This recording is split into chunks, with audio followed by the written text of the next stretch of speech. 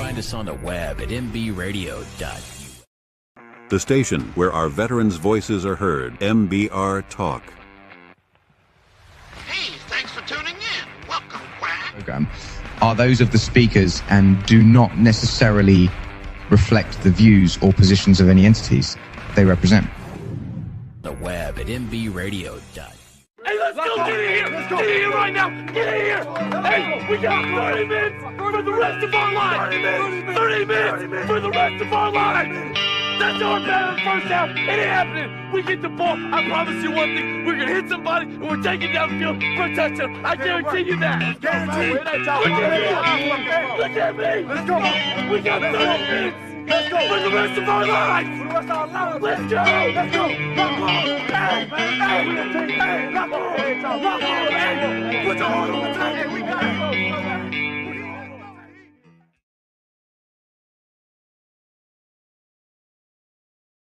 Good morning, ladies and gentlemen. I am HG. You're watching the final timeout here on Military Broadcast Radio, live in Denver, Colorado. Today we had an exciting week of sports to talk about here, and we're going to just jump right into it today, folks. With the World Cup finally coming to a close, Spain taking home the victory in a 1-0 fashion. Goal coming in extra time in the, what was that, the like 106th minute, 107th minute, something like that. Yeah, it was a great experience, I think, here for a lot of people in the States. I want to know what your guys' overall opinion on the World Cup was and how you thought we handled it. But it was a lot of fun. Just all these people coming together and then celebrating the great game. We had a lot of fantastic matchups. Some great storylines. So yeah, let me know what you thought of the World Cup, and if you're excited for the next one. Flashback a little bit to that Argentina and England game that we took place last Wednesday, and it was just, especially with how Argentina played in the final, I'm still a little surprised that England lost this one. On paper, Argentina is probably the better team, but England really, even with how Argentina played in that game, I feel like England probably should have won this one. Argentina lacked a lot of aggression early on, and it was mostly England had a lot of the momentum for most of this game, and then right around the 70th minute, it all just pretty much flipped back towards Argentina's way, and they controlled it the whole game. I do think England got too complacent. They got their goal in the 55th minute, and they decided that their whole strategy was to sit back and play defense for the rest of the match. Don't think that was the move from them there. I really think they should have been looking to go for a kill shot, especially with how Argentina kept coming back in all of these games. Defending world champs, you want to keep your foot on the gas. You want to try to go for a kill shot. And a lot of people, myself included, believe that they kind of were scared to win. So tough loss for them there, but they did get third place. Give them their flowers. The third place game was really exciting, mostly because nobody was playing defense, because it was basically just a friendly match.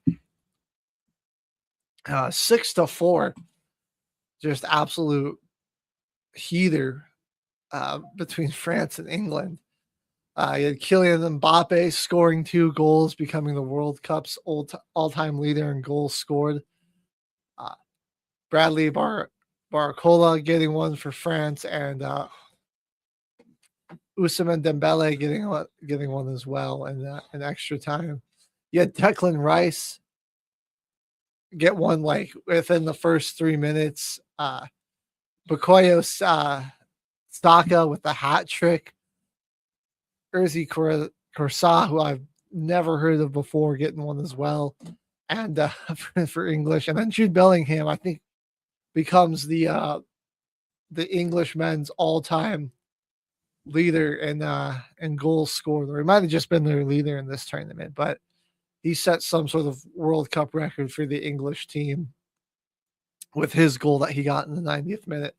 A really cool thing that he did for his teammate there, letting him go and shoot a penalty kick even and get his hat trick and potentially miss out on the chance to get their record, and then he ended up just going and scoring one anyway. So that was really awesome for him.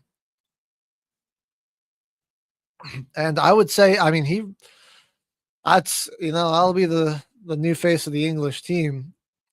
I believe he seemed to really carry England in this World Cup. I know Harry Kane's been their top guy on that squad for a while, but it's, Kane's kind of on the back end of his career, and Bellingham is really, he's going to be the new face of England. So it's not, they're the Brits are gonna have to wait another 4 years to see if it's actually coming home. But we'll go now ahead to that game on Sunday, Spain versus Argentina. And Argentina hadn't attempted a shot on goal until extra time. So I'm not really sure what they were doing. Shout out to Spain's defense, but yeah, the Argentina just was getting blanked that entire time. The Spanish team did really have control of the ball, and I mean, they cut off a lot of good opportunities for Argentina. But yeah, this really looked like a team that I don't think Argentina too much got tested this tournament, and the Spanish team was absolutely unreal in this tournament. It's honestly not a surprise that they won it at all. And I think they got kind of dismissed after they drew against Cabo Verde. And a lot of people said, "Oh, well, Spain's not, they're not ready for the tournament, and the team's not there yet." But I think that was a great awakening for them, and they were locked in the rest of this tournament. They had some great goaltending from Simone in this tournament. I believe I don't know what all the awards are. I'm still learning the whole soccer and FIFA thing, but he won whatever the best goalie award is called for the tournament. And I mean, rightfully so. Spain only conceded one goal this entire tournament, and he was a big part, or he was a big reason because of that. But they just they're very quick, and they're so aggressive, and they take the ball a lot, and they're just really good at keeping it on your side and keeping it away from their goal in general. And they don't really allow like those cross passes to hurt them. It was just some pure defensive dominance through and through from Spain. The 0-0 draw to start the tournament, and a lot of questions around that. Everyone was like, "Well, this is what's happening there?" With the Spanish team that's supposed to be one of the top dogs, that dropped them in a lot of power rankings. But you look at the rest of their run: 4-0 over Saudi Arabia, 1-0 victory over Uruguay, They take down Austria 3-0, take down Portugal 1-0. Belgium, the only team this tournament. So, you know what? Team USA, we don't feel bad about we don't have to feel that bad about Belgium scoring 4 on us, I guess, right? They were the only team to score on we get a Spain. message. We got a message on TikTok Oh yeah, go for it. that says they want to know what your thoughts are about the ESPN layoffs. It's not game news, but it's a big sports media story. What do the layoffs mean for sports journalism? And are podcasts and independent media going to become more important because this naturally ties into what you're doing? Oh, that's a great question. Well, I would say that this is, ESPN's really, it's just part of the deterioration of ESPN. They keep firing really good sports journalists, and it's like, for the thing is that they want to be this, like, they just want it to be the Pat McAfee show, I guess. I think they kind of stepped on their own, private parts when they brought WWE wrestling onto their network. I understand it's all about money, but that kind of diminishes the whole legacy of ESPN. Yeah. Well, I mean, I think it's fine if they have WWE on there. They just they keep laying off all their good journalists, and they seem to just want to hire clip farmers, which are guys like Stephen A. Smith, Pat McAfee. I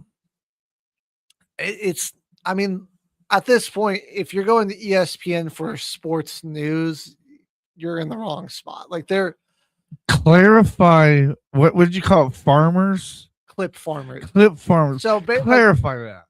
What that basically means is those are people that are very clippable for social media, which are they often say outlandish or do outlandish things. Oh, like Shannon Sharp. Yeah, well, I wouldn't even say Shannon Sharp to some extent, but like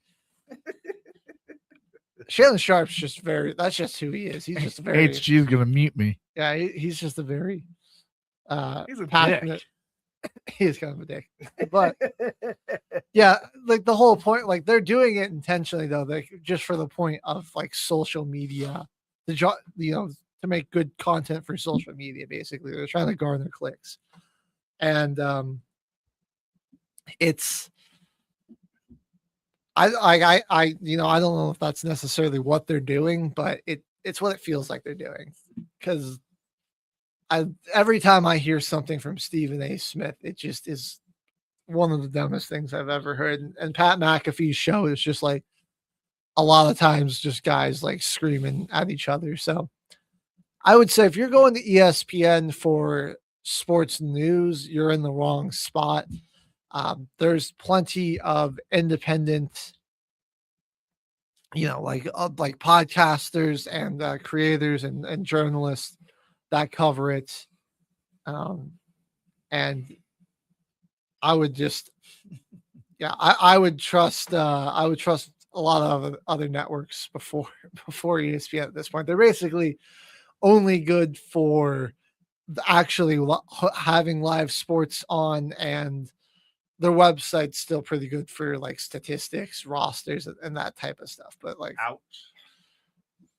As a sports news outlet, I don't rely on them very, very much anymore. They're good for the live sports and for statistics, that type of stuff.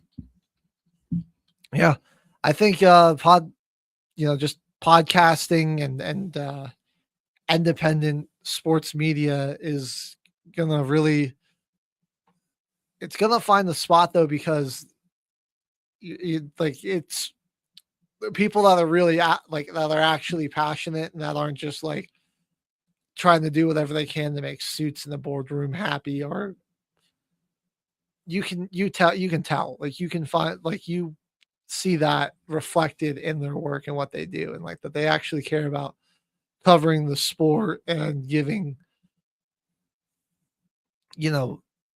well thought out and well constructed opinions on the said sport, rather than just trying to generate clips or just to be marketable, or to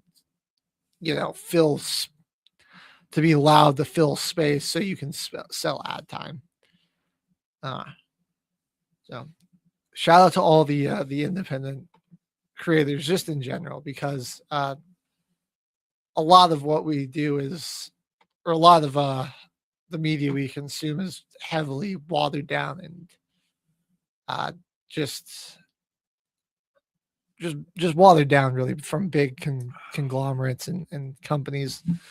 When you really when you really look up the ladder, like most medias are, and everything is just owned by like the same 6 companies. There's just a lot of subsidiaries out there. So I think independent creators are first of all, they're good because and we need to support them, because if they go away, then there's nobody to keep these big massive networks and companies honest, and to force them to try to put out good content for us. All right, well, we know we've been going for about 15 minutes. We're gonna hit our first music break. Big one more time, big shout out to Spain for their victory in the World Cup. While we're on break, something for our viewers to think about: how can we get our men's national team, how can we get more talent here in the United States, and get these kids through the correct programs to get them ready to compete on the big stage. And also, there was controversy during World Cup. Somebody was photoshopped out of the photo. Can you guess who? We'll have the answer coming up next, everybody.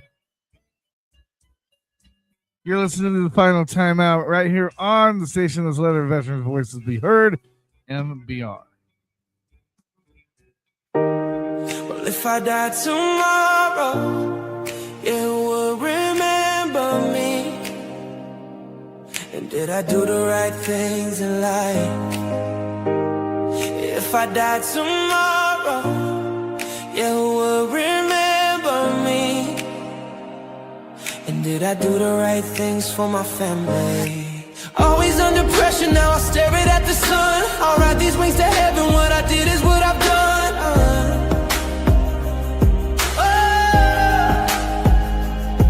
And if I died tomorrow, would you come visit me? Wipe off my headstone, maybe rake some leaves, place some pretty flowers and get down on your knees. Maybe say we miss you, then come back another week. Never take for granted your time on this earth. Live each day like it's your last. Love the ones you hold dear. Oh, well, if I die tomorrow, you would remember me. And did I do the right things in life? If I die tomorrow, you would remember me. And did I do the right things for my family?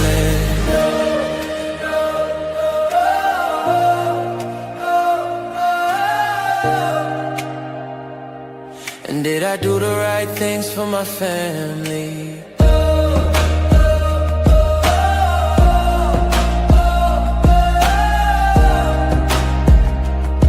And did I do the right things for my family? Well, if I die tomorrow, you would remember me.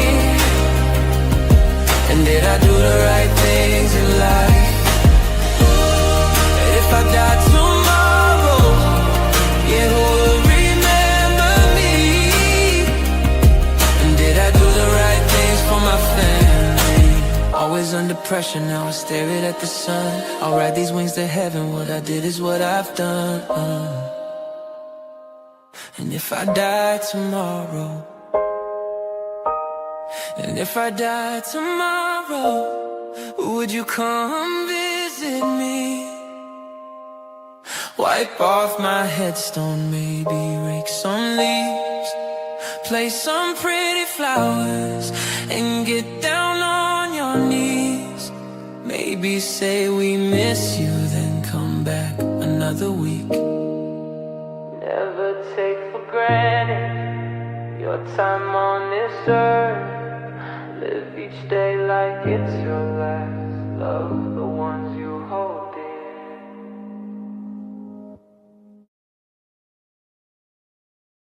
The station where our veterans' voices are heard. MBR Talk.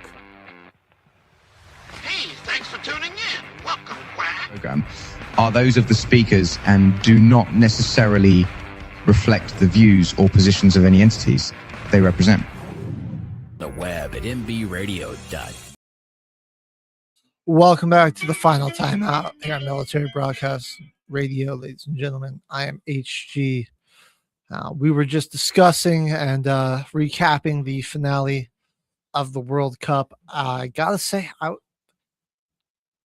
gonna make a little bit more of an effort to keep up with some soccer here domestically and across the world. I see the appeal. I will say, like, for a sport, when it's boring, it can be really boring, but its highs are some of the highs I've seen in every sport. So I mean, there are definitely moments where both teams are just sitting back and just passing the ball around at midfield. But when you've got that action, there's the pressure on goal, the incredible shots from distance, the saves, the penalty kicks, the drama can be good. And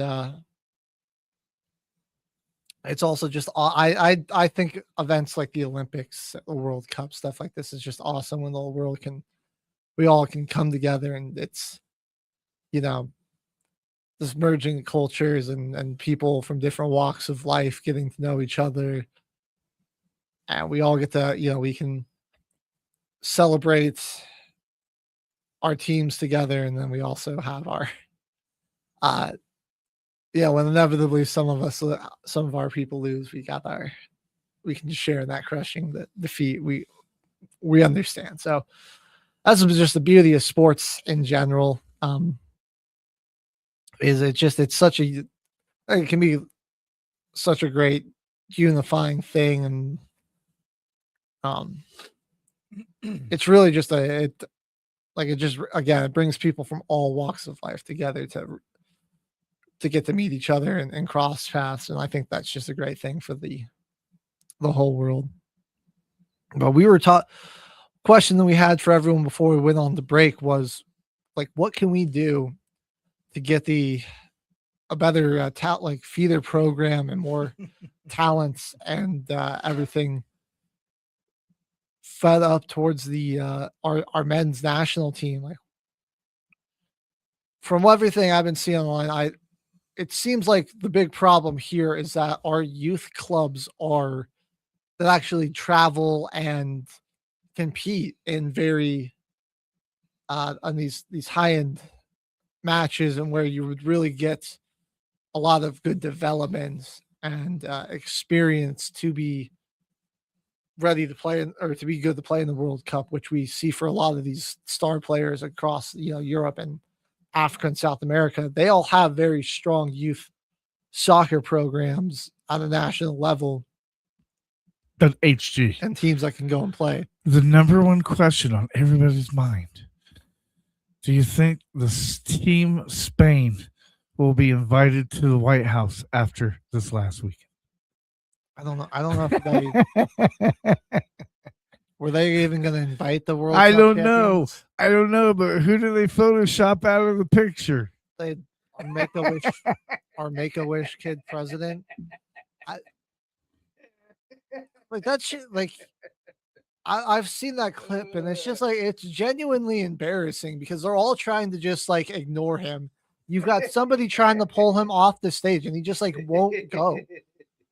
You didn't do anything. Get out of there.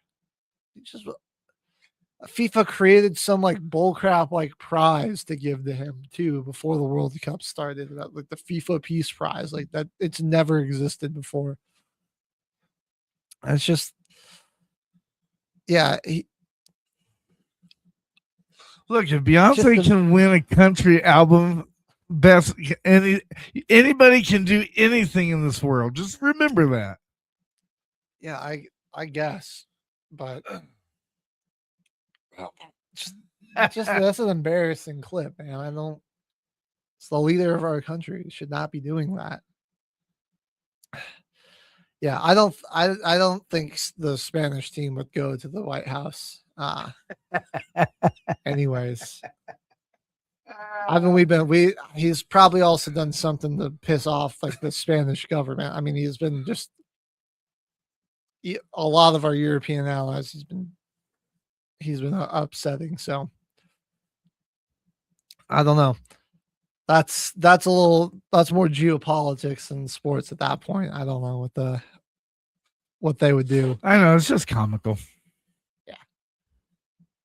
All righty. Well, on that note, we're gonna wrap up our World Cup coverage. Well, it was a lot of fun. We'll see you in 4 years. I think it's we're like Spain. Yeah, it'll be yesterday's news after a week. Mm-hmm. And well, now that that's over, I mean we're looking towards the American football. That means we're less than 50 days out from the NFL season starting, so that's pretty exciting. We'll talk about that a little bit later, but we're gonna shift gears a bit to WNBA, and the All-star starters have been announced. So it looks like their format they're going with this year is again a draft. You're going to have WNBA legends Cynthia Cooper and Teresa Weatherspoon take the stage. They'll be the honorary general managers and draft their respective team from a pool of 22 players. And this is from the WNBA.com, which was updated fairly recently. So your starters, I think the full roster should be out. That one's a little older, but yeah, here we go. So their teams have already been drafted. I was reading the wrong, something a little outdated. So Team Cooper is going to have starters Paige Beckers of the Dallas Wings, Brianna Stewart, Kelsey Mitchell, who's been having a really great season, Natasha Howard, and Gabby Williams of the very fun Golden State Valkyries team. Their reserves for Team Cooper are going to be Angel Reese, Marina Mabry, Dominique Malonga, Kelsey Plum, Jackie Young, and Sonia Citron. Team Weatherspoon starters are going to consist of Caitlin Clark, Asia Wilson, Olivia Miles, Aaliyah Boston, and Jessica Shepard. So Clark and Aaliyah Boston, teammates on the Fever and now teammates in the All-Star game. But they'll be going up against their teammate, Kelsey Mitchell, who's on Team Cooper. And then Jessica Shepard and Paige Beckers will be two teammates that will be going up against each other in the starting lineup as well. The reserves for Team Weatherspoon are going to be Ryan Howard, Alicia Gray, so that really good guard tandem from the Atlanta Dream teaming up off the bench on Team Weatherspoon, Jonquel Jones, Courtney Williams, Kiki Irafin, Nneka Ogwomek, and that's going to be Team Witherspoon. So it'll be fun. We got some fun rosters there. we'll say Team Cooper is going to be definitely a lot more. She's got a lot more guards. Maybe lacking a little bit in size. She doesn't have the biggest lineup, but they're going to be, maybe able to stretch the floor. Should see a lot of good mid-range and perimeter shooting out of this team. You still got some solid shooters here for the for Team Weatherspoon, Olivia Miles, Howard and Gray, Courtney Williams as well. But a lot more. It's going to be a lot more pick and roll, I think, and post play. You've got Asia's just the most dominant player in the league right now. Leah Boston, a really phenomenal post player right there. So it'll be really fun. Asia, no surprise, was the went first overall to Team Witherspoon. Brown Stewart was the second overall pick in this. So game's going to be let's see, soon. It's this weekend, July 25th. That's right. So Saturday night at 8:30 Eastern is when that'll kick off. And let me get the 3-point contest. A couple of players turned it down. Clark, Paige Beckers, and what's her name from the Lynx? A couple of them to turn it down. But they've got some they've got some absolute sharpshooters in the in that one. So, all right, here we go. You're gonna have the 3-point contest, which I'm excited to see. Rookie, they got a rookie in there, and Azzy Fudd, which she came in as a real elite 3-point specialist. Bridget Carlton of the Portland Fire, Natasha Heatherman, Ryan Howard, Marina Marby, and Janelle Salon there. So I think they made the right choices there, though. These are some of the best 3-point shooters in the game right now. I don't think there's too many people that they missed that they left off. Obviously, I want to you look at volume and then percentage made. So these girls are all taking around 7 or 8 threes a game. Someone who might have been missing is Kayla McBride. That was who also turned it down. But and Sabrina Ionescu as well. Sorry, but some other girls that might have been missing. Kelsey Mitchell didn't make it. I think she was deserving of an invite. She's just having a phenomenal season. We'll talk about her in just a second. But shooting around 6.5 threes a game, making 42% of them, at a really good clip. But yeah, if you look at after all your volume shooters after Salon, there's a pretty significant drop off in the percentages there after her. So besides Kelsey Mitchell, I really think that they made the right call with everyone that was invited. It was unfortunate Kayla McBride didn't take it. I will say Ionescu and Clark, I know that they have a reputation of being 3-point specialists, but both of them are pretty subpar from 3 this year. Clark is shooting 33% from the field, and Ionescu is shooting 29% from the field. So yeah, they've made their reputation, but they've got a reputation as 3-point specialists, but they are really down from 3 this year. And I don't think that they Excuse me. I'm sorry.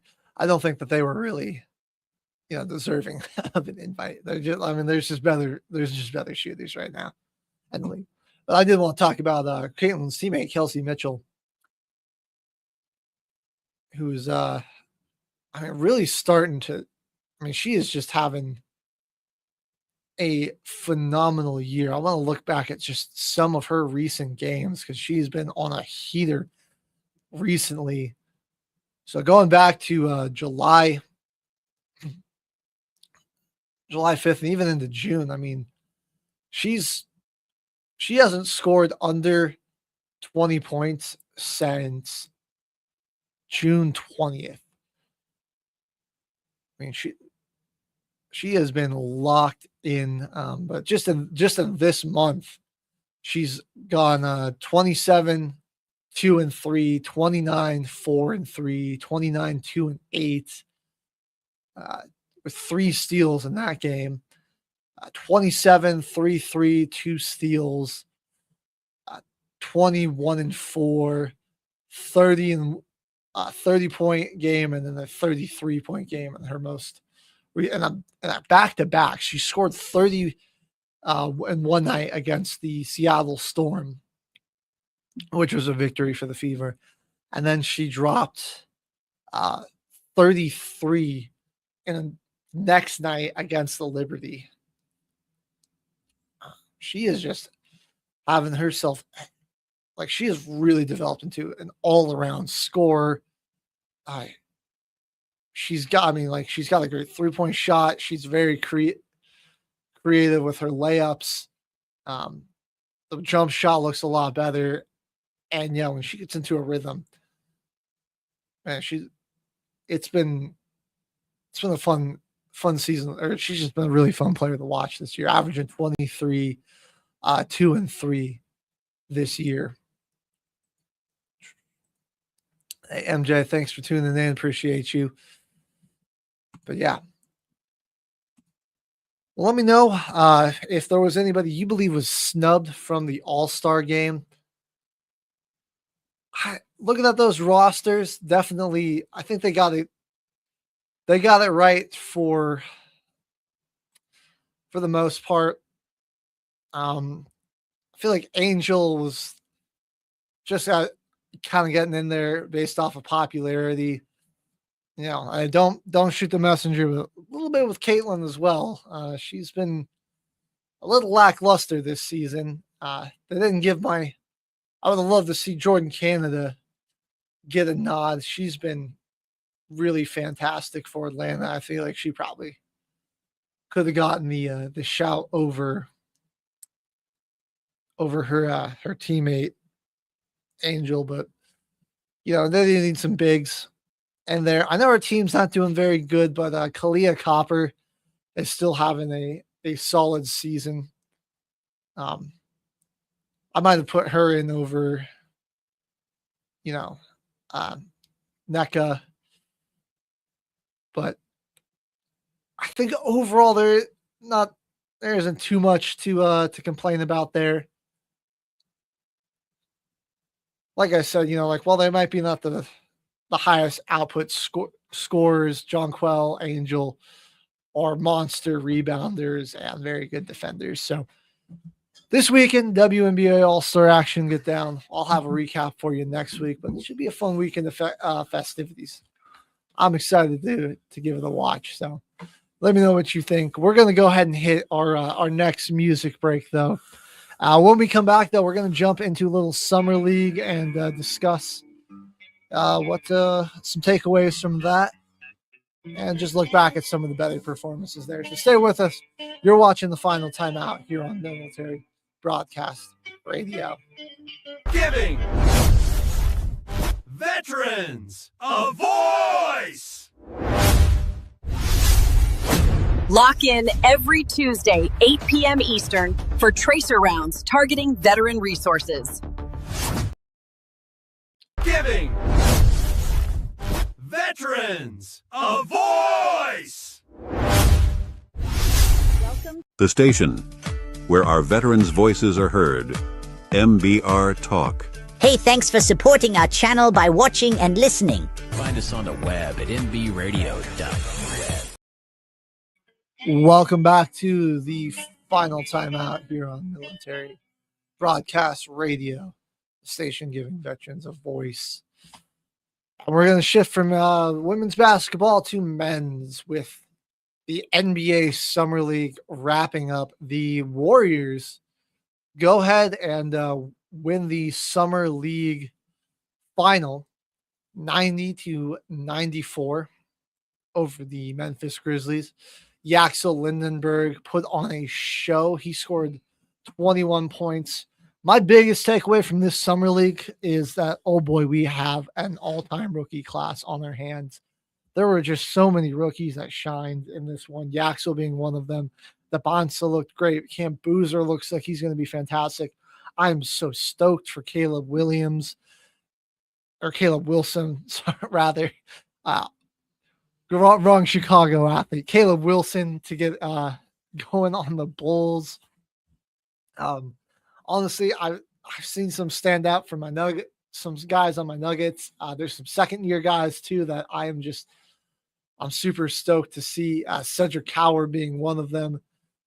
I think him and Cam are going to be a real fun duo to watch there in Memphis. But the Dubs Summer League team go ahead and take it home with a really good performance. Yaxel drops 21. You get Davion Smith also scoring 21 to help bring this one. Yaxel also with a double-double in this one, man. He just looks – he's a very smart player. He's going to be like all those extra years in college.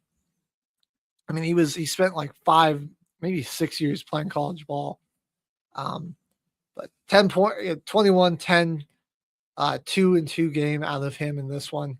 Very cerebral player. A couple of consolation games. You had my Nuggets taking down the Raptors 96-89, and the Nets Summer League team got a 108-90 victory over the Thunder's Summer League team. But you had Dion Brown, little Summer League triple double. We love to see that. 16, 10, and 11 out of him. Yeah, the Nets, they always seem to do good in Summer League, but they're going to be like they went 3-2 in this one. I just think they're going to be an absolute mess though. And comes to the regular season. I guess you're going to have MPJ, Julius Randle will be starting, but the rest of that team, I just don't. I don't know. They're gonna be goofy. I don't think they'll be competitive, but they'll be fun to watch.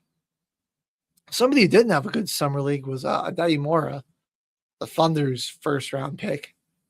Looked very timid and unsure of himself out there, so he might be a bit more of a project than you would hope. But yeah, your supposed Wemby stopper is not looking too good. Another guy I haven't mentioned yet, but Malik Thomas, we got to give him his flowers. The points per game leader across all of Summer League. He averaged 27. This guy's a rookie. I mean, he's the Coach Calipari guard. He just fits the mold so well to be a successful guard in the NBA. I mean, he's a very efficient scorer. He shot 50%. 27 points on 50% shooting is really good. Didn't miss a free throw as well. I mean, it's only 5 games, but that's pretty impressive still. And shot 44% from the field. The assist to turnover ratio is pretty good. I think really, he's already just an incredibly creative scorer. He can shoot the ball from anywhere on the floor. I think once he becomes, he's already a solid facilitator, but I think once he's really able to become a high volume playmaker, he can be an absolute problem, and he will be on the starting roster. in the NBA in 4 or 5 years' time. He'll be probably coming off the bench in the meantime. But I would say don't you worry. He will be a starter very, very soon. Trey Johnson, another guy that had a pretty standout summer league, scoring 26, again, shooting 55% from the field. I love these guys that they're scoring at such a high clip and like on such good efficiency. I don't know. Maybe I'm a sucker for that, but it's like, you're just not just chucking shots, but it's just like, it's an impressive level of skill to be able to score at such an efficient clip. I didn't mention Braden Burries either. He looks like he's going to be really good on the Bucks. They're in the total rebuild mode, but a guy to watch out for. He really fits. He's such a good defender, and I think if his scoring volume can go up and his assist and volume can go up, he's a very well-rounded guard. He could really maybe like a less explosive version of Russell Westbrook. He doesn't quite have the as explosive athleticism as Russ, but even that I could see developing. I think he will be a really well-rounded player as well. I'll give a Brooklyn Net some of his shine. Igor Demon, another guy that kind of jumped out for me here. I think he's year 2, year 3 might be, he's gonna, I think, really he'll probably find a good niche on that Nets roster. I mean, there'll be plenty of opportunity there. MPJ is a very volume shooter, volume scorer. He will draw a crowd. There will be opportunities for him there. Let's see. Who else did I really like? Becca Okori. Love he didn't get a ton of he didn't take on a ton of scoring responsibilities rather, but I really loved what he did. The defensive energy from him that I saw was phenomenal. I think he'll be a really great defender. He was averaging like almost 3 steals a game this summer league.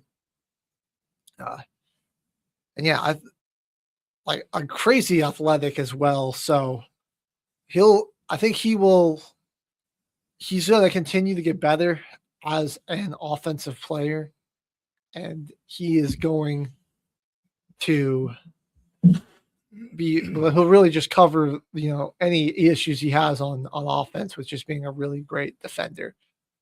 I got to do, all right.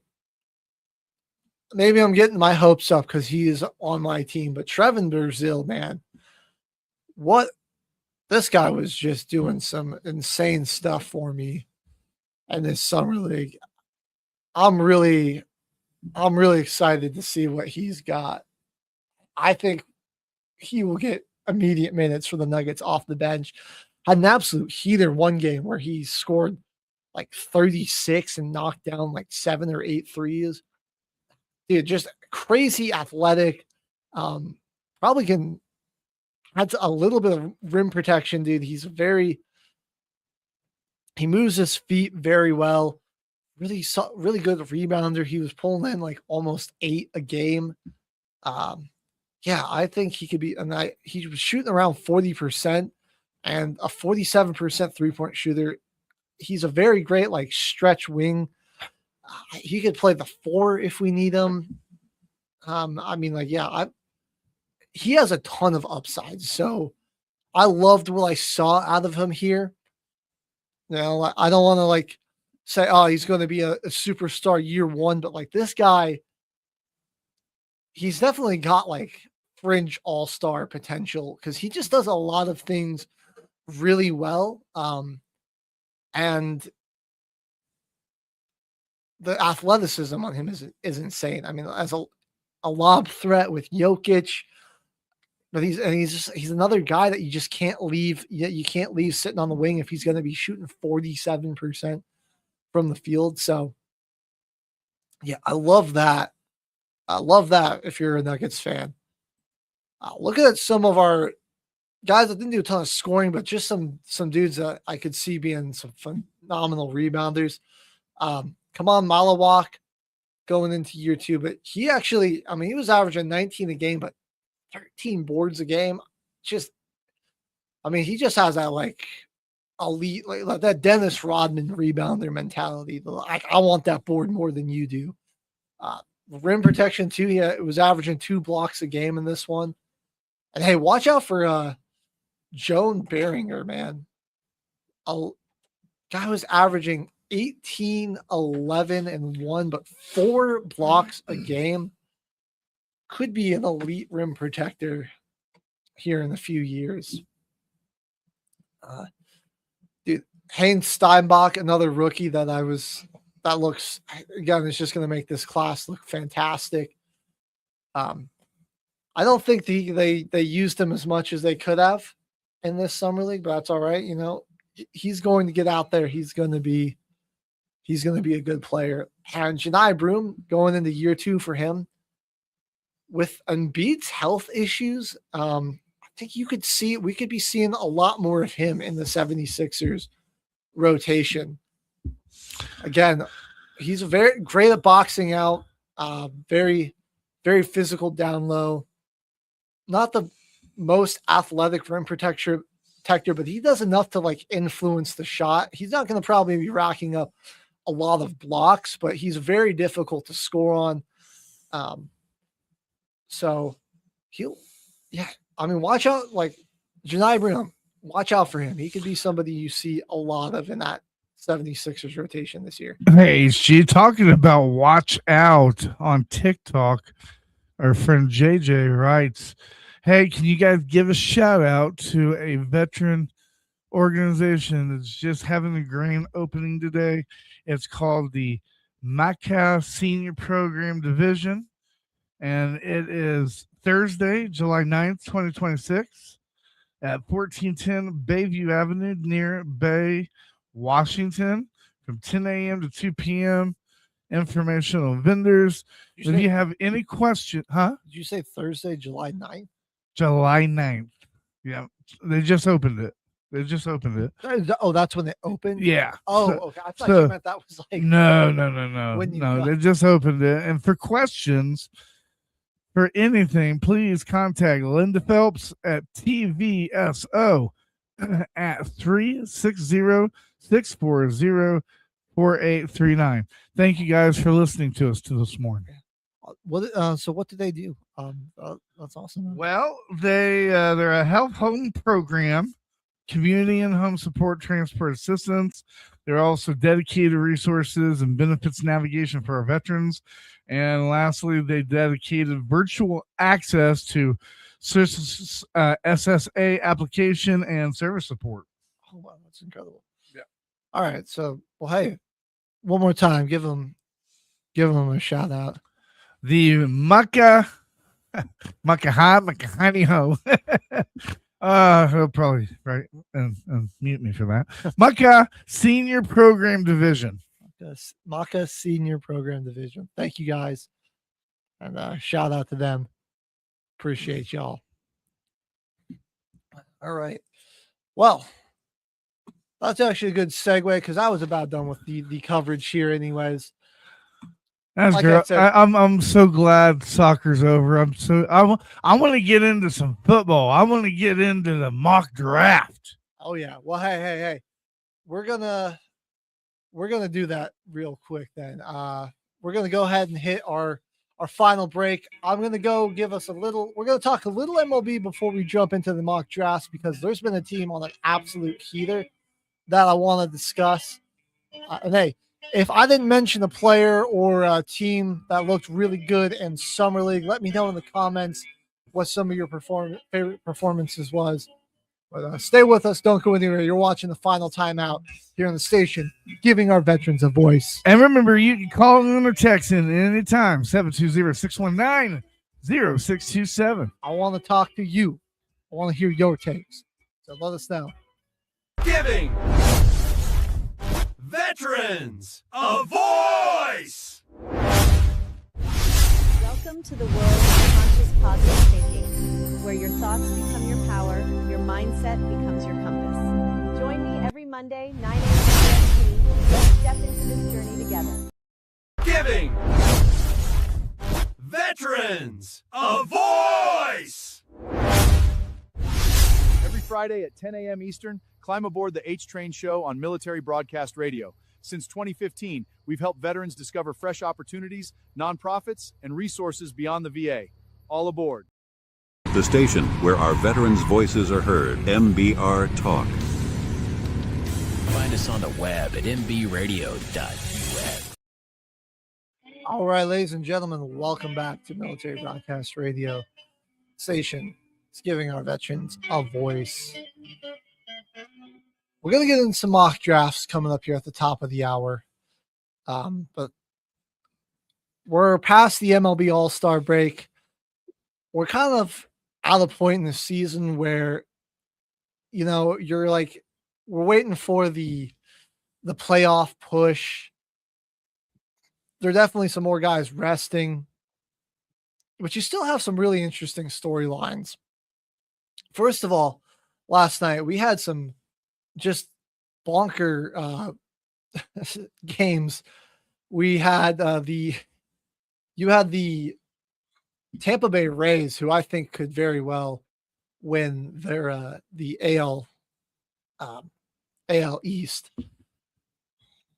Get 21 hits last night in a 12-2 stomping of the Blue Jays. Another crazy hit and run differential. The Texas Rangers beat the Red Sox. I mean, 10-0. The Rangers aren't very good. I think the Red Sox are a much better team, but that was just crazy with 18 hits in that game. The Rockies and Nationals in an absolute heater, an 8-7 victory. Hunter Goodman with a leadoff home, or with a single homer in the top of the 8th, ended up taking that was the go-ahead run, and would end up being the victory. Crazy. What's crazy about this game isn't the fact that it was 8-7. Each team had 10 or more hits in this one. What's crazy is that the Rockies closer won the freaking game. That's what's insane. That we, with only one run and going into the 9th, they got them out. They don't give up any runs into the 9th, and we don't have to win it off of a run. That was really the crazy part of this one.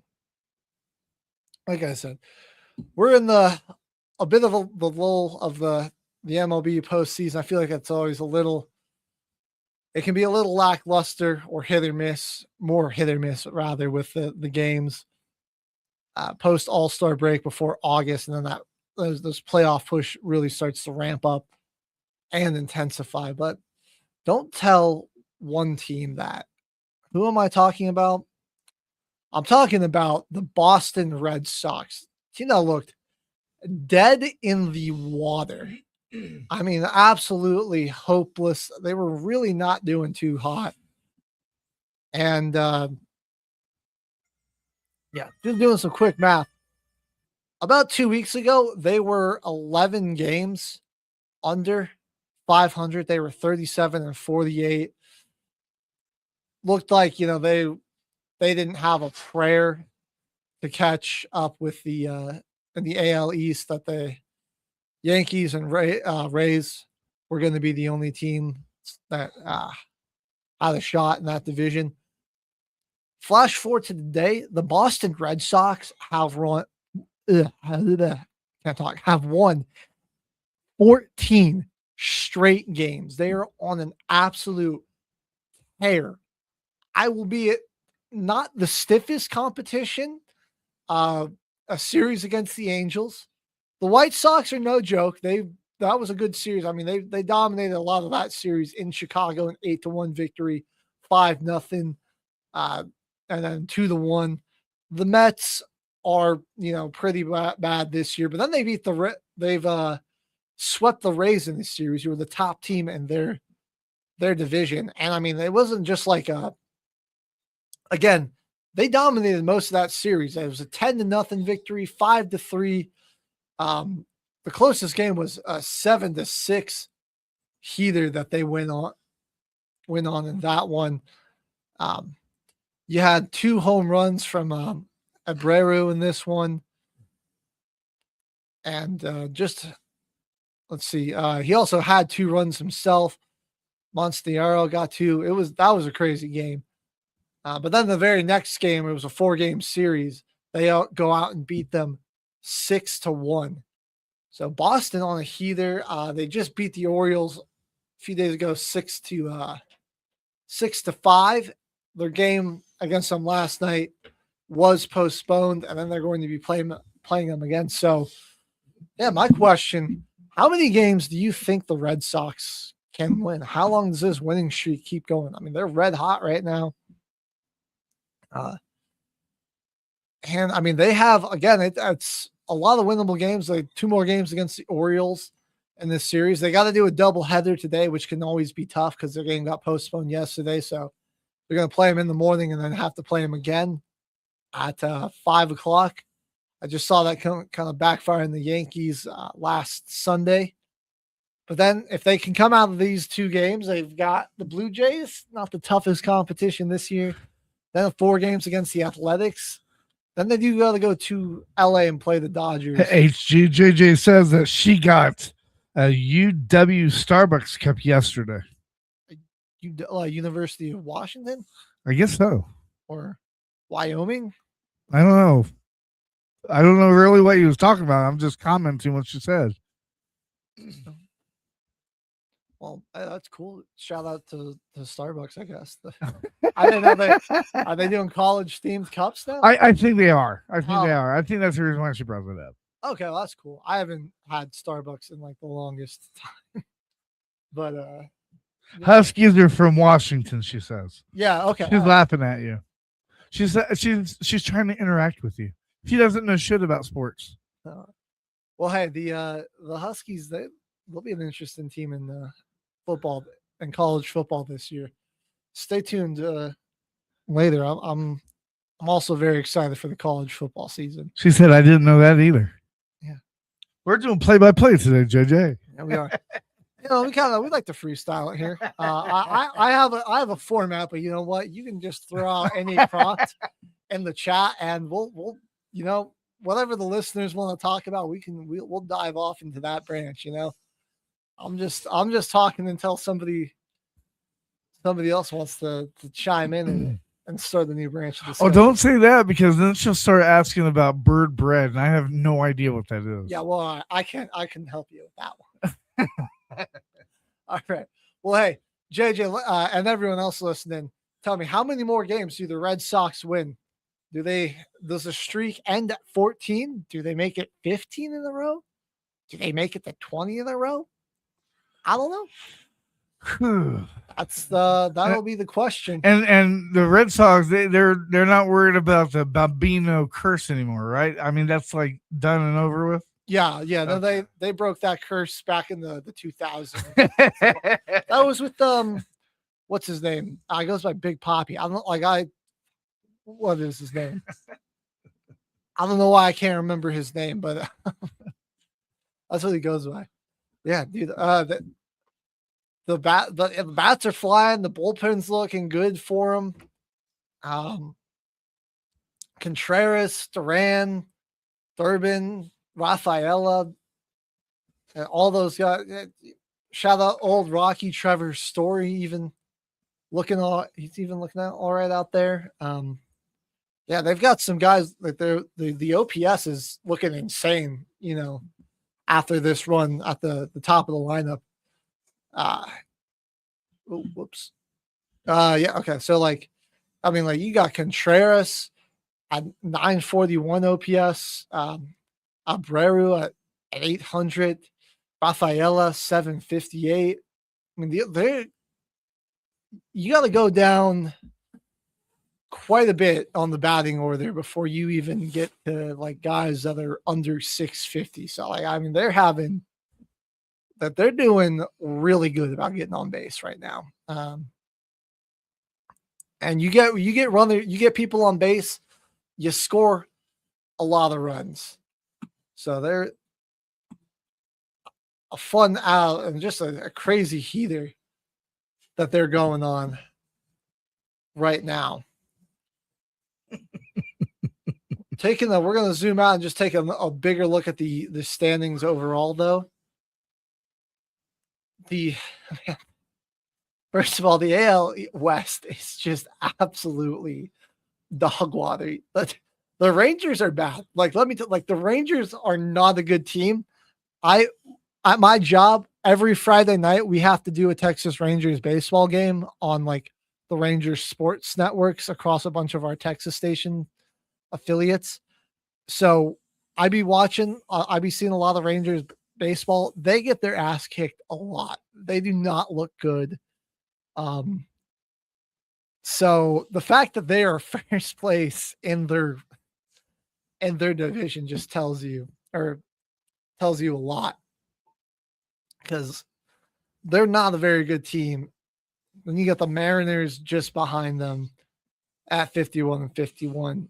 Yeah, the AL West doing its best NFC South impression if you need a comparison there. The Central, a little bit more competitive.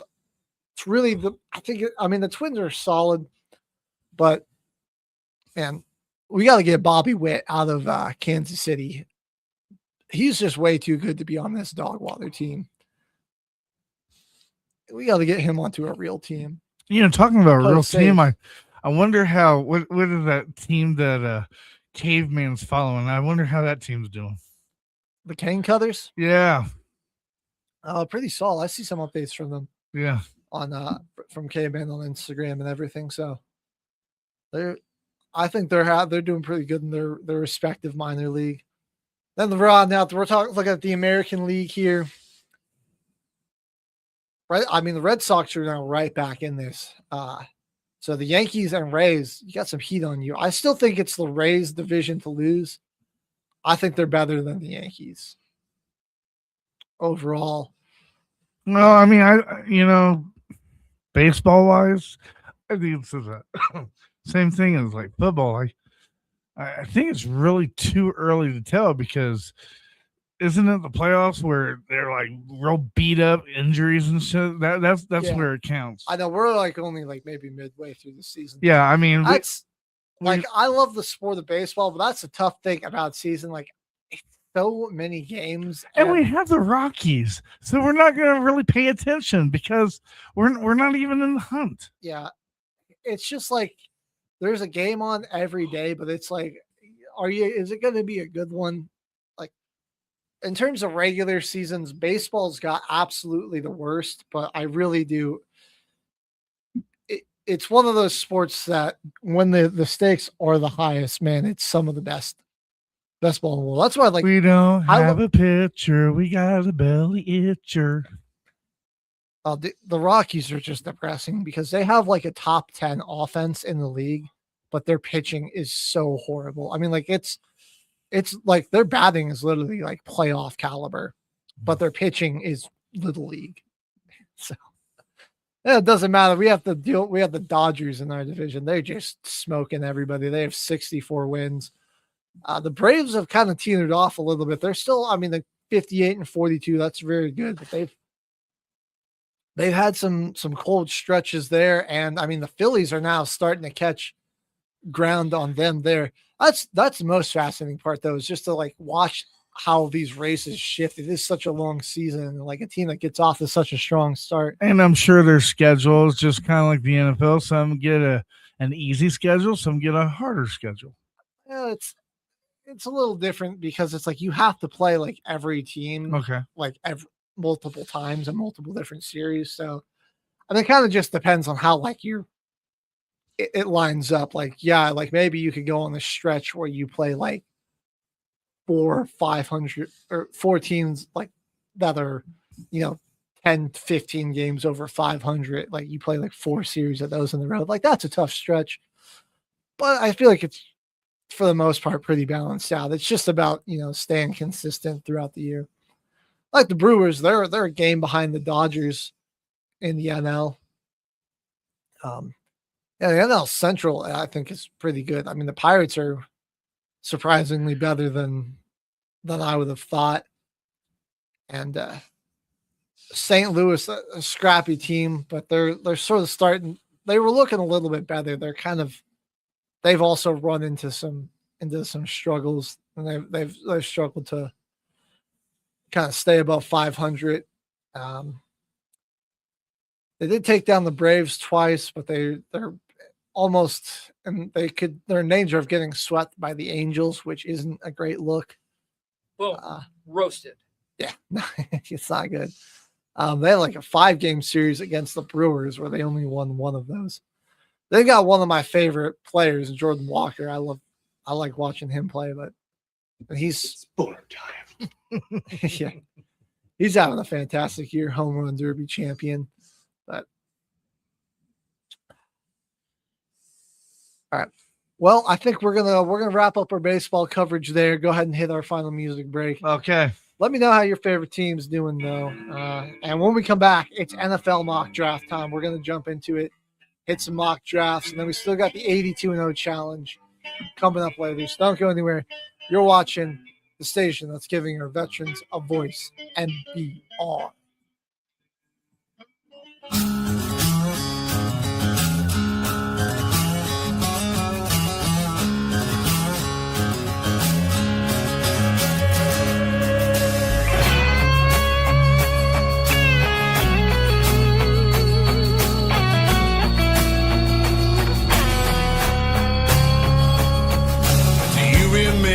Back in the day when everything that was made was brought to life by American soul. Promises kept and differences made to keep alive a dying trade, 'cause we believed hard work made it so. Sworn to the black to keep safe our way of life and how we're raised, 'cause we're not gonna lose what we stand for. The black, and we're never looking back. You may never like what I do, or all the ways I make it through. Well, I'm not gonna change, and you don't have to stay. Welcome to American Made.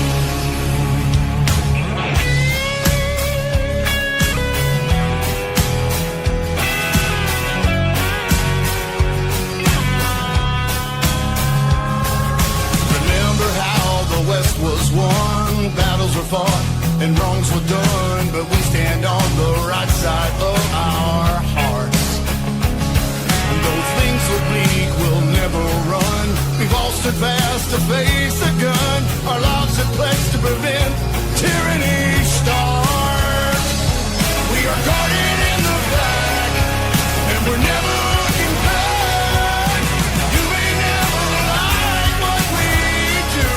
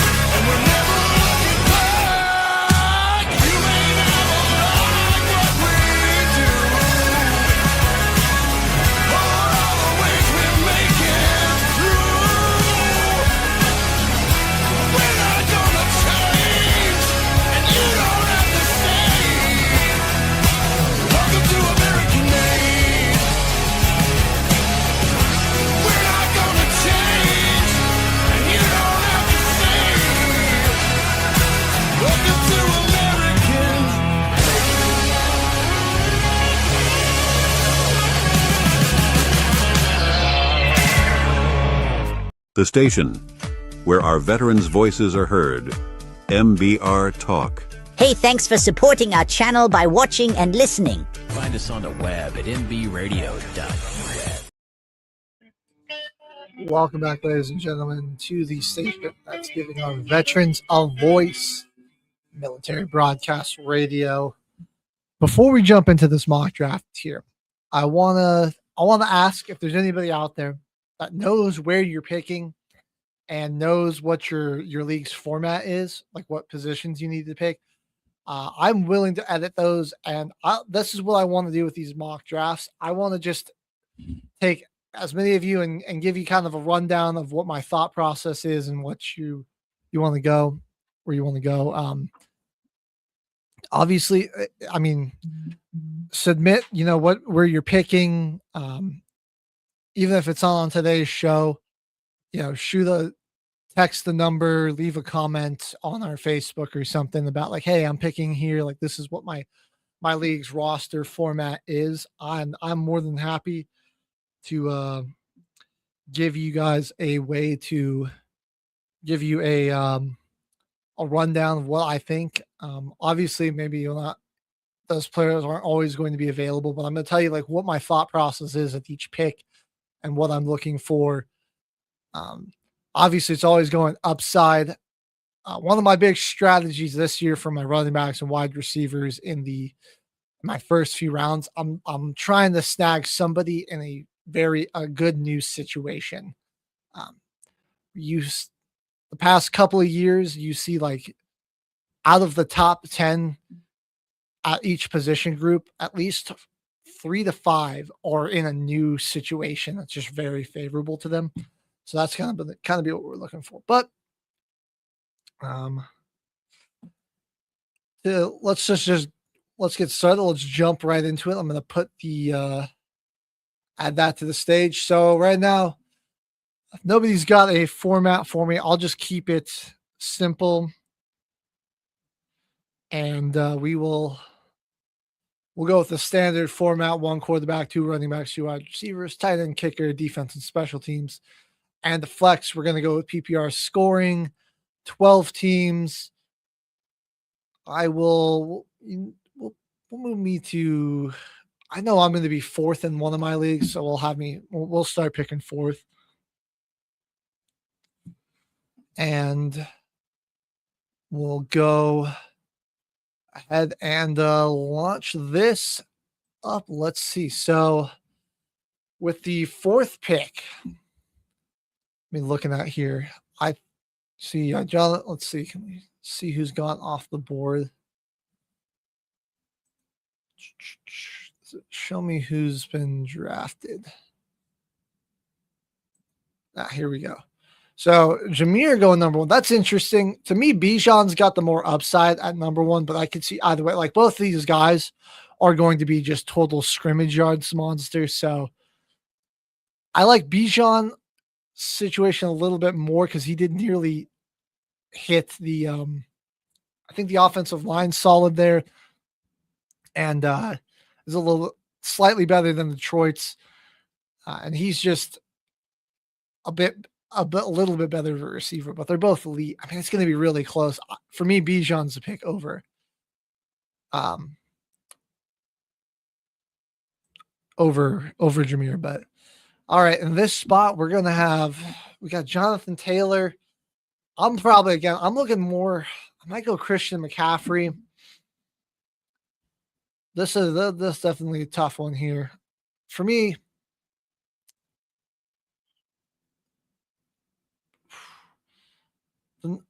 McCaffrey's injuries worry me a little bit, and he seems to go back and forth.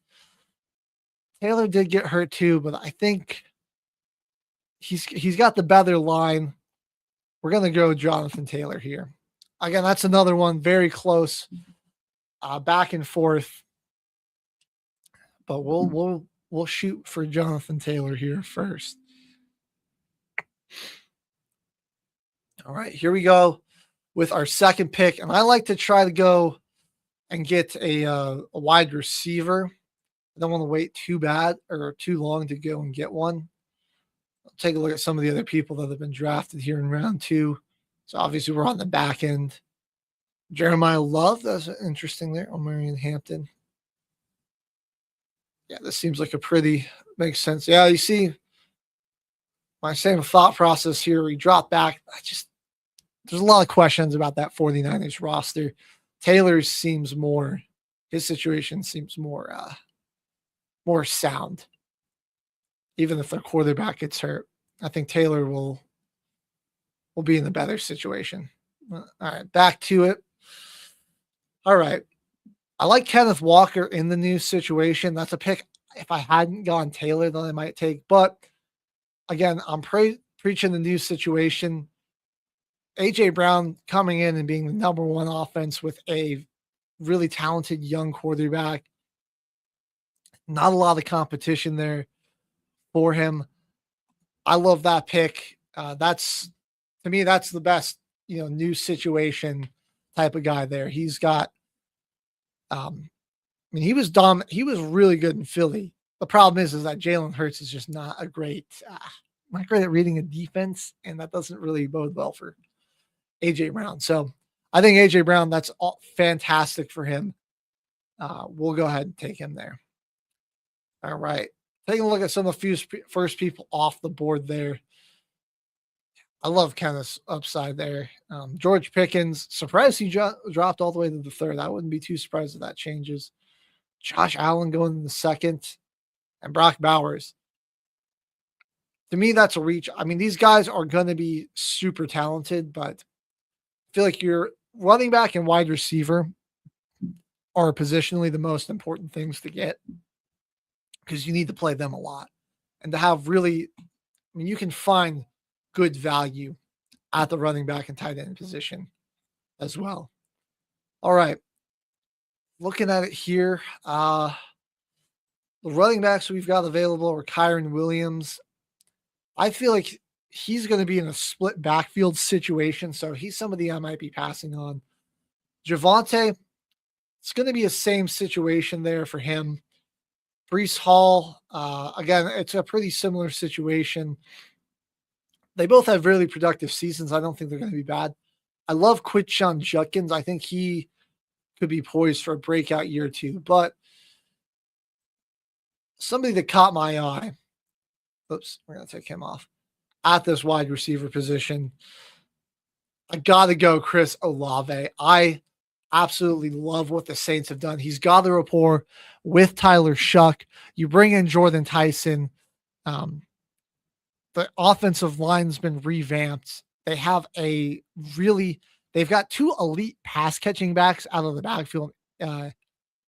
Kamara, who's going to be staying, and Travis Achan.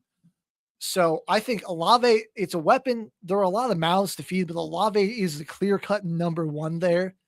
And I think he is going to have a great season. So we're going to go ahead and snag him. It's kind of a new situation for him as well. But which I think is good. So Olave, that's my pick there.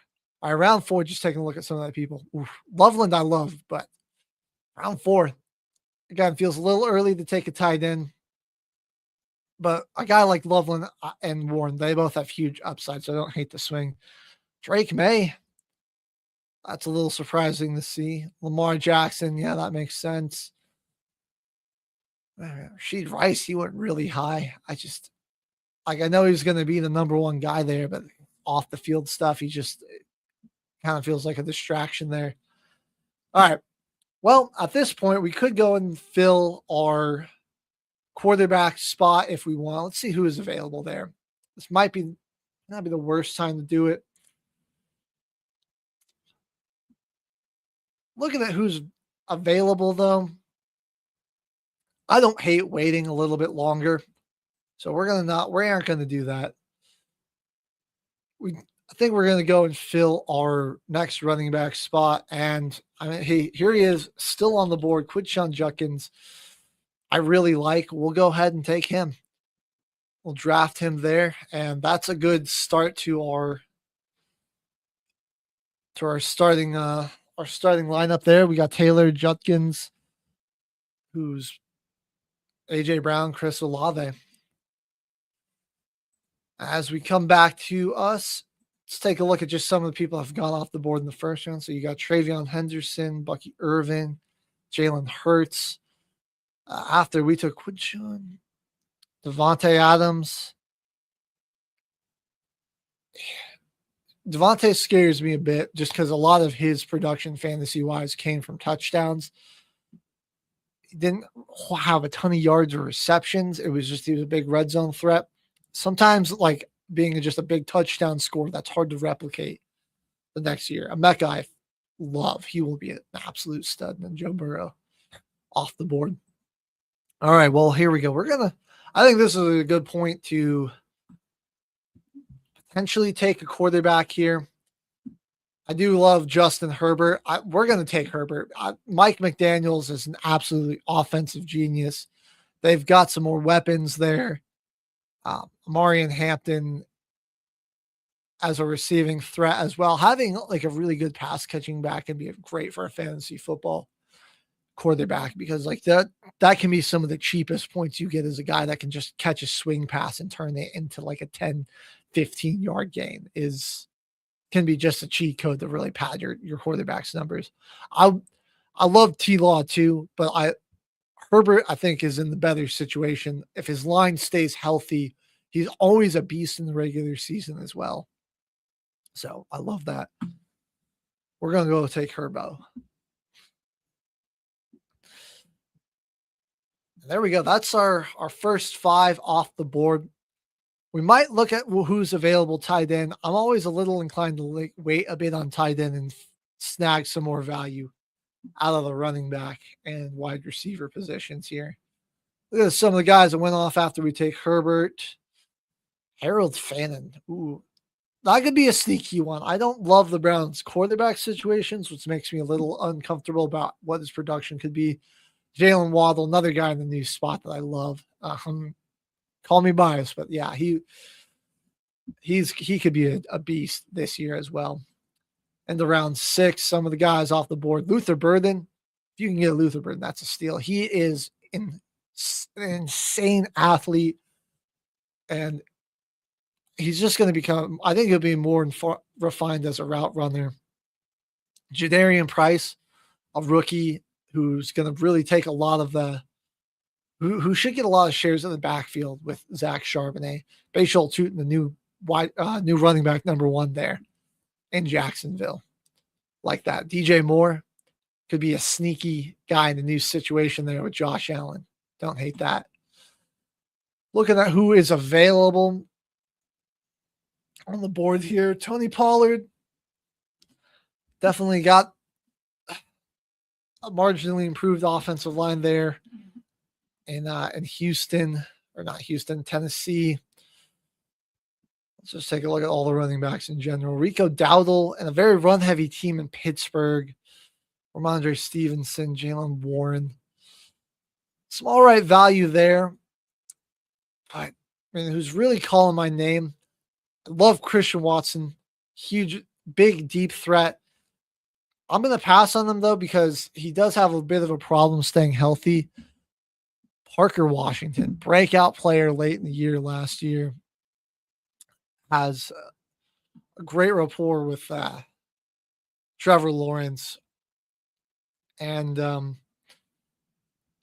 he's really kind of broken in as the wide receiver 2 at least. Look, we'll see how Brian Thomas is in year 3. But just he's a great guy to operate out of the slot when you got Jacoby Myers and BTJ on the outside. I love it. Love the upside there. He's showed the potential, the explosiveness. We're going to go ahead and take him. All right. Here we go into our next round. Let's just see some of the guys that went off the board after us. So there you go, Tony Pollard. Starting to see some defenses come off.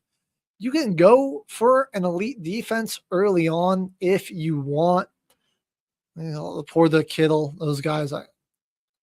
Kittle's going to always be a steal. Laporta, I think, could be in for a rebound year. That would be a steal. I don't hate taking them in the 6th round there. Yeah. this might be the sim. 7 feels a bit early to take a defense for me. I'm almost at the point where I like to stream my defenses and play it based off of matchups, because even your most elite defenses, sometimes there are just games where they, they're going to just score like 4 or 3 points. Sometimes it's better to just go based off of matchups here. All right. Might be at the point where I'm ready to take a tight end. And yeah, I am going to take a tight end because Tucker Kraft, before he got hurt, I know he's coming off of an injury, but the guy is so dynamic. He's going to be one of the top pass catchers there in Green Bay. I love that. I think he's an absolute steal here at this point. We're going to go ahead and grab him. Wait for our next pick here. I'm liking how the team's shaping up, though, at the 4th spot. All right. Again, we're going to just take a look at the board. Some of the guys that have gone off. Anybody that jumps out to me? Yeah, Mekhi Lemon. Great. I think great value here in round 8. Going to be the wide receiver 2 behind Devontae. Dak Prescott. If you can get him in round 8, that's an absolute steal. Dak's a regular season demon. The offense, again, is just full of weapons. They kept a lot of the same guys. Pickens and CD are both there. Ferguson's still there. They've got Javonte running the football. Dak could easily throw for 4,500 plus yards and 35 plus touchdowns. So insane value there. See some of the other guys there. Alec Pierce, kind of number 1 pass catcher there in Indianapolis. Could be a big year for them.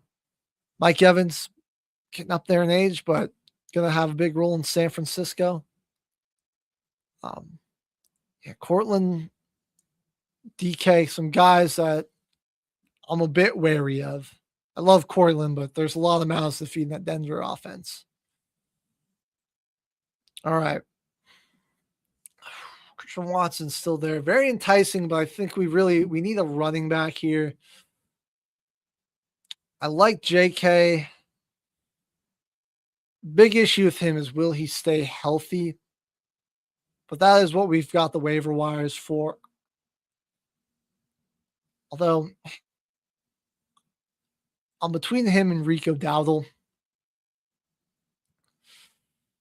I think we are going to go JK, though. Yeah, we'll go JK for a little bit of I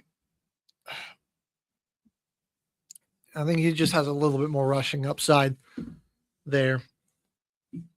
All right. Getting into those later rounds. This is where you got to get creative and start thinking with some of these picks. All right. Well, okay, now immediately with my next pick here, guy I just absolutely cannot believe is still available at this point with how good he was. I know the quarterback situation is a bit of a miss, but Michael Wilson was, the last part of the season, was a top 10 wide receiver. He had some absolute monster games. I love the upside there. I'm not even going to think about it. We're going to just take Michael Wilson being on the board there.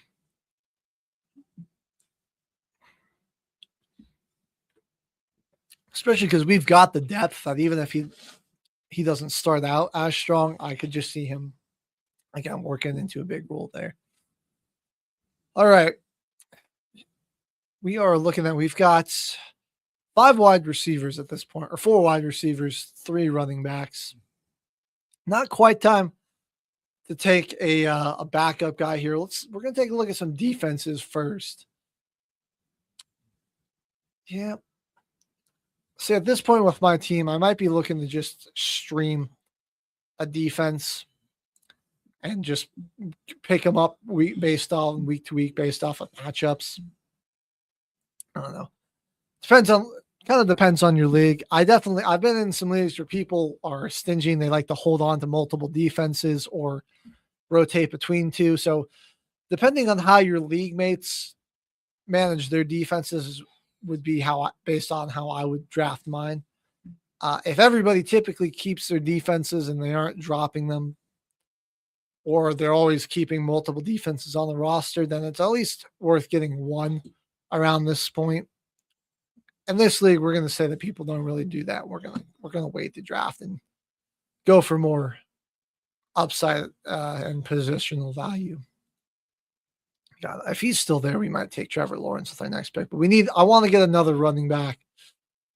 Jordan Mason still on the board. He didn't really show me a lot in Minnesota. Chris Rodriguez, I like the upside there as a backup there. You know, could he be a guy that gets a lot of touches in the split backfield? I'm going to go ahead and take Jacory Krosky-Merritt, though. Second-year guy, showed a lot of explosiveness there, but that Commanders team just overall was very dysfunctional. Some competition is out of that backfield as well, so I think it's going to be more of his backfield as well. Jonathan Brooks has just been plagued by injury, so that's a guy I'm willing to pass on. We're going to go ahead and snag Jacory Krosky-Merritt. And now I forgot to show you some of the people that have been taken. So Khalil Shakir, especially with some more weapons there. I love his upside. Isaiah Likely, great new situation for him there in Baltimore. Damn, yeah, Trevor Lawrence just got off the board. Wow, taking Brandon Aubrey in the 10th round. Guys, do not draft a kicker before round 12. I'm just telling you. Like, I don't care. Maybe Brandon Aubrey is the exception because he can, like, kick a football 70 yards. But, round 12 is the earliest I would draft a kicker. I usually just take one with my last pick because you're going to, they're not worth burning a roster spot most of the time when you need to pick somebody else up for buy. It's not worth keeping them on your bench. Let's see some Seahawks defense. They'll be pretty good there. Wan'Dale Robinson. That's an interesting new situation there. Casey Concepcion. I think that's good value for him there in round 9. For sure. Don't sleep on Brock Purdy if he can stay healthy. See, Travis Hunter is going to probably mostly play corner now, so I don't like that. That's a pick. I would stay away from Travis Hunter. Let one of your league mates take him. Kyle Monangai. Ooh. Yeah, don't even get me started. Kyle Monangai is going to be, if you can get him, he has massive upside if you can get him or especially around round 10. Same with Blake Corum. Massive upside. I love that. Oh, all right. But we're going back to our pick here. Let's take a look at quarterbacks because it doesn't hurt to have a good backup, even though if we think Herbert's going to be our main guy for most of this. And honestly, let's see. Overall, who do we got on the board here? Johnston, Worthy, Mason, Rodriguez. At this point, I like having a very good, or at least not like elite, but like a very serviceable and reliable backup quarterback that I feel confident is going to be week to week a 20 to 23 point score. So if my guy gets hurt, or even if he doesn't have a good matchup, or he's on, obviously if he's on bye, I have somebody I can feel confident throwing in there and having start for more than just one game a season. And Kyler Murray is a guy who I think is enough. There's so many weapons in Minnesota. He's got a great offensive-minded head coach and a much better line than he had in Arizona. So I'm going to go ahead and take Kyler Murray. I think it's important to have a quarterback, a backup QB that you feel you can trust to come in for more than just one game on the year. Because I love Herbert, but there are going to be some matchups that I don't necessarily love for him. And it'd be nice to have the option to go to Kyler Murray. And I don't like to just play one quarterback every week because sometimes they have really bad matchups, and it's better to have somebody in that you trust to go in there against a worst matchup. Jordan Love is still on the board. I might have also taken Jordan Love there. At that point, it's between Love or Kyler Murray. I'm going with Murray, just the rushing upside plus more weapons. But Jordan Love, top 10 quarterback. All right, don't sleep on Jordan Love. All righty here. I'm looking to. I think this is a good point to go ahead and take a defense. Why not? Looking at some of the people that have also been drafted. Kyrie Fairbairn's got an absolute bomb. I don't hate that. In round 12. Again, Jordan Mason's a guy I'm just very wary of. Zach Charbonnet, huge upside if you can get him this late. He's a guy I'm not really bullish on taking anywhere in like the first 8 or 9 rounds, but if I can get him around 10, 11, or 12, depending on my team needs, I do like that pick. Oh, my sweet Bo Nix. I think he's phenomenal value back here around 11. I almost took him just for the homer pick. I love Bo Nix. He's such a great quarterback. But I am a Broncos fan. Keep that in mind. TJ Hawkinson, solid upside back here at round 11. Tyler Shuck, again, massive upside back here in round 11. I think the biggest question for Bo Nix this season is he going to be able to fulfill the whole season? Nobody knows. Nobody knows really. We know what he says, but yeah, the injury concern with him. You can't expect the truth to come out of the player. Like when they go up those speak and stuff. They're telling the fans what they want to hear, not what's reality. All right, looking at the defenses here. First, I see the Chargers and Packers. Those might be the first to jump out at you. Keep in mind, both of these teams did lose their defensive coordinator. I'm going to go with the Vikings. It was an elite defense down the stretch. Brian Flores is going to be there for another year, coaching that defense. They've got great pass rushers. They're a team that's great at taking away the ball. So we're going to go ahead and take the Vikings defense. And they'll get it done for us the first couple weeks, but we will still probably stream. But it's good to have a good defense on the roster. All right. Back at it. Let's take a look at some of the people that have gone off the board. Tajay Spears. He's interesting. I wonder what the usage is going to be for him because he hasn't had a lot of usage early on in his career, but he's intriguing to me because he's such a good pass catching threat. And he's quick. He's explosive. This is a steal for Kamara. I know it's an upside pick, but back here at round 13, he's sharing the backfield, but he could still be an elite player for you. Some of the people that went after we took the Vikings defense, Romeo Doubs, love that. Yeah, Patriots are going to have a really good wide receiver tandem. So, Kenyon Sadiq, don't hate that. Get him in round 12. All right. We got a few spots left on our roster here. We're going to, Tucker Kraft's going to be our guy for a lot of the year.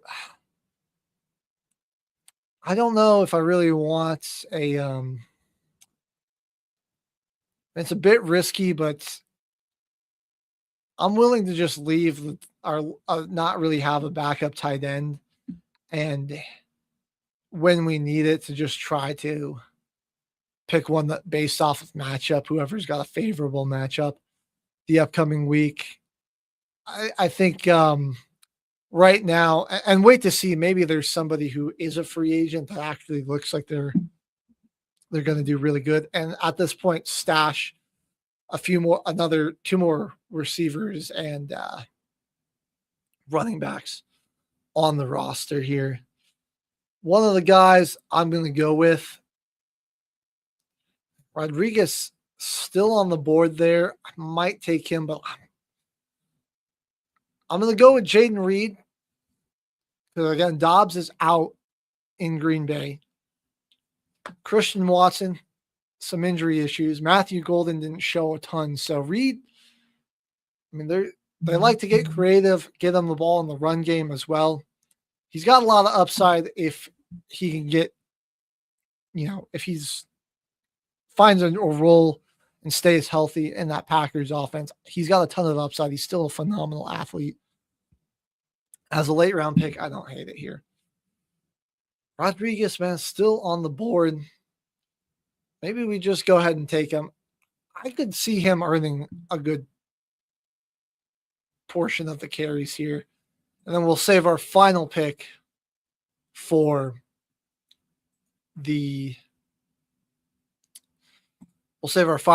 our kicker. So yeah, we'll go ahead and take him upside. I mean, if he doesn't, couple weeks in the season, I mean, we're not going to be starting him anyways with all the guys we've got on this team. If it seems like he's not really going to find the role on this team, we can drop him or, wait it out and wait for him to maybe carve out and get a role on that team. But final pick, we just need a kicker here. Somebody pretty reliable. I like Jason Myers, man. The guy's pretty money. He'll probably put up 8 to 10 a week. So there we go. That's the team. We're going to go ahead and wait for this to load and look back at it. If it loads. Here we go. So yeah, let me know what you think. Got any questions for me? Hopefully I was explaining the thought process there. I'm looking in the first 2 rounds or the first 5 rounds to target at each of the 2 big skill position groups, at least one guy in a very favorable new position. PFF didn't seem to like my picks too much, but I think this is a very good team. I'm really like Herbert with a new coordinator. I'm really excited about AJ Brown. I think is finally going to have a better quarterback throwing to him. Olave is in a new offense. Also, easy schedule for the Saints. Jonathan Taylor is just a beast. Judkins, again, just an offense that he's just going to get a lot of touches. There aren't a lot of guys there in Cleveland. So he's just, by pure volume, I think, going to get a lot of red zone touches too, is what I would imagine. I probably wouldn't have JK in my flex. Parker Washington would probably be my flex most weeks. But, there's also a good chance that JK maybe goes in over Quidshawn. But depending on matchups there. But I gave myself, I feel like, enough depth back here to also, if somebody doesn't have a favorable matchup, go with somebody else as well. That's the mock draft. Go ahead and take that off really quickly. Again, let me know what you thought. And please, I'm going to try to do some of these, at least one every week. Give me, your formats for your leagues. And your formats where you're picking, even guys that you really like. I'll try to give some mock drafts personalized to you, the viewers, to see just what the thought process is and give you some more insight into what to do to try to dominate your leagues. Yeah. It's that time where we just start looking forward to fantasy football. I can't wait. It's my favorite thing in the world to do. We're going to go ahead with our final 10 minutes here, give ourselves a shot at the 82-0 challenge and see if we can do it today.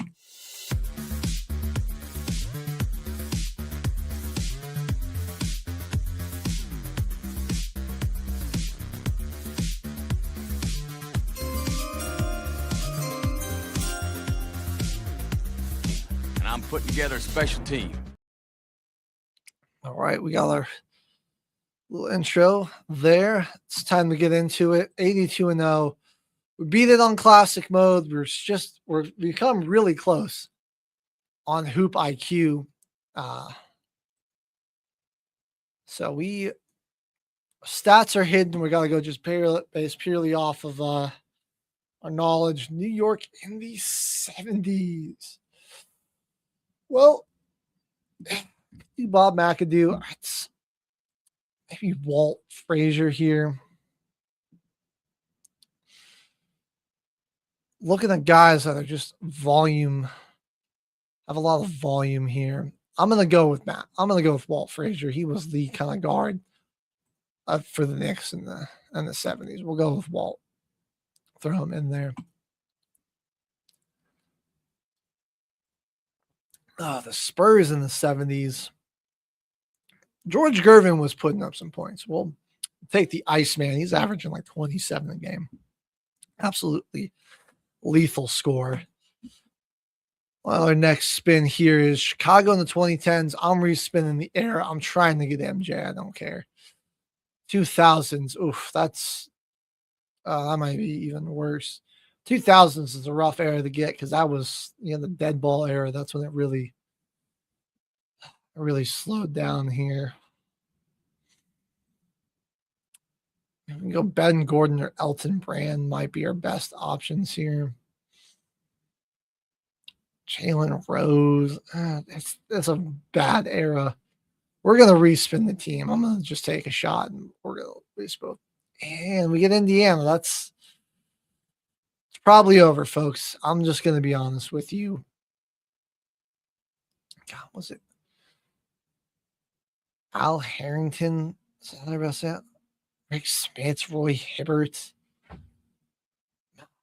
I'm going to take a flyer on Jermaine O'Neal and throw him on their power forward. This is not going to go well. We got cooked by the wheel here on this one. Well, we do get the Bucks. We're going to go. We got to get Giannis in here. We'll make him play center. Why not? Chicago in the 2010s. All right. Well, we'll just go Derrick Rose. All right. Hello. Oh, we can't go Derrick Rose because he's only a point guard. All right. Jimmy Butler, welcome to the squad. This team's going to, you know what? That wasn't as bad as I thought. 64 and 18. Yeah, Jermaine was all right. That wasn't the greatest spin. Kind of had to settle for Jimmy there at the end, but we just really didn't get any good spins there. We're going to go ahead and hopefully it's a little more favorable to us. Oh my God, Charlotte. I could go Al Jefferson, but I'm just going to respin. The Hornets are just such a horrible team to get for this. Oh, we get Orlando instead. All right, we're going to take Dwight Howard, that's center. I don't hate that. Detroit in the 90s. Oh man. Is a rough one. God, this was really past their prime. Dennis is that. Those aren't really the numbers. I feel like we got to go Grant Hill here.